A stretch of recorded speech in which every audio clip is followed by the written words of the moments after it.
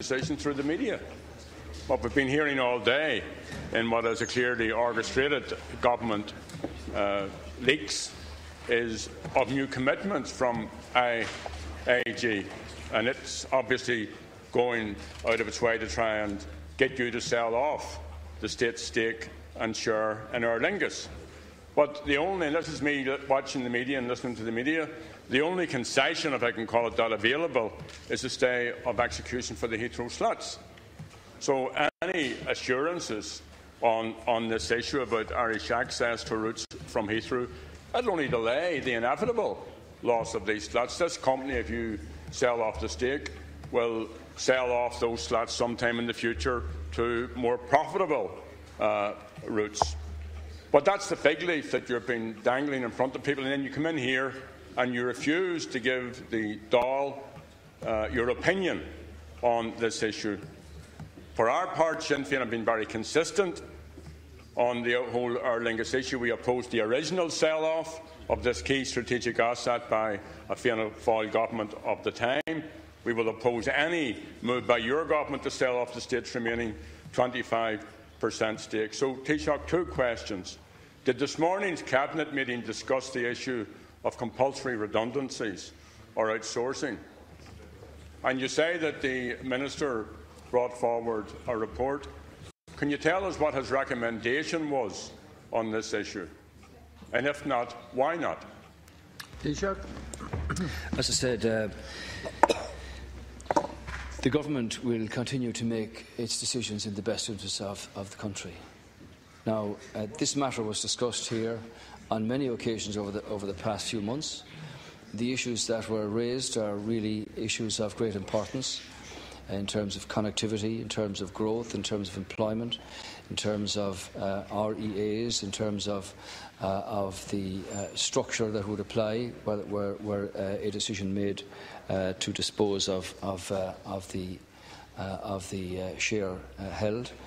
The question of slot disposal, the image of Aer Lingus, the brand image, the brand name of Aer Lingus, the opportunities for further growth, both to Britain and beyond, including the United States, the importance of Cork and Shannon and Dublin as three central airports here, with implications for knockout of Gatwick, where Aer Lingus have services, and take into account the potential that would apply in the case of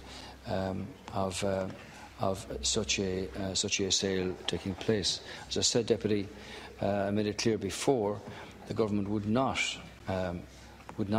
tolerate a situation of considering a disposal of the share without particular, very strong guarantees in regards to the matters that we've already referred to here. And the Minister briefed the Cabinet this morning on a number of changes that have been presented since this matter was first discussed.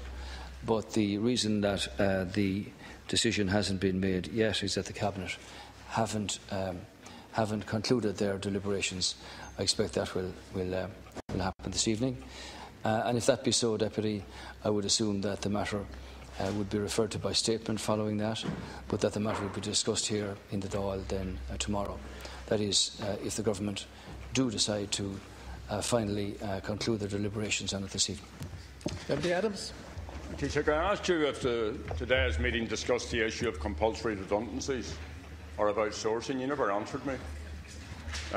You come off with the mantra that whatever decision you take will be in the best interest of the country. That's the same excuse you use for giving billions of taxpayers' money to the bankers, for running down the health services, for all of the other terrible decisions that you have taken. Now, Taoiseach, we are a small, you know this, we are a small island nation. Our economy needs consistent and secure air access, and you cannot jeopardise that by throwing away the links that Aer Lingus provides.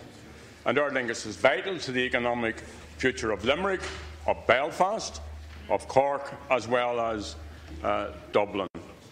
The IAG proposals do nothing to prevent the loss of an estimated 1,200 jobs following any sell-off. And I would remind you that Iberia Airlines shed 4,500 jobs after being taken over by IAG.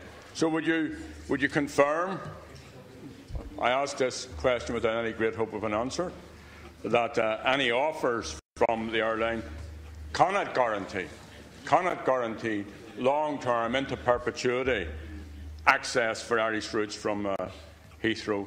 Do you accept that, therefore, the inevitable loss of connectivity will have severe social and economic repercussions? Thank you. And will you publish, we shouldn't just have to read this in a press statement, will you publish the full details of any proposals from IAG, and would you commit to a Dáil debate on any cabinet decision that you take in respect of the future of Aer Lingus? And will you please answer the question that I asked you about compulsory redundancies or outsourcing?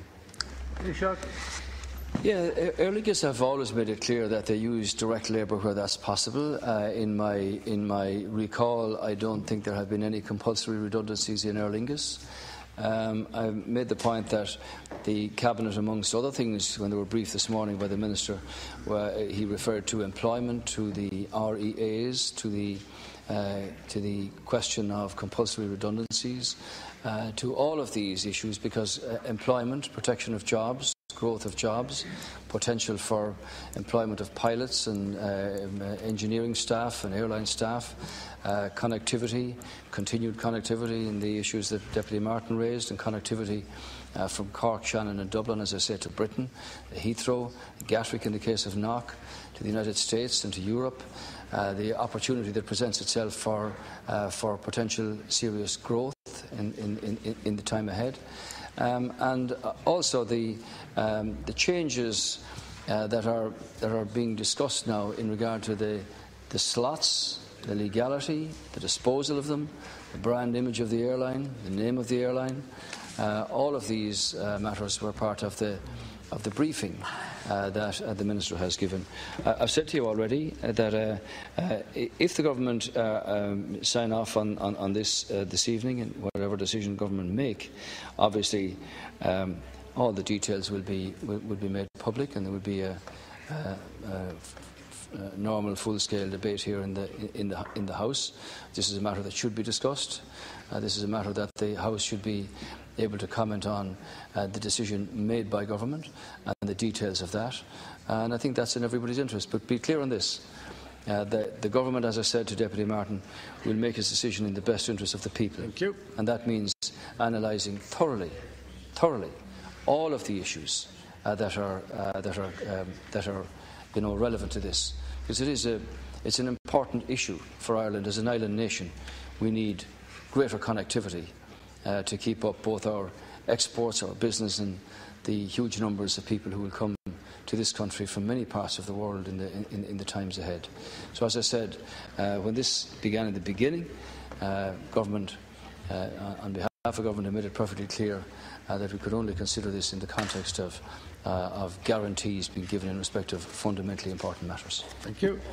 Deputy Murphy. Last Friday, very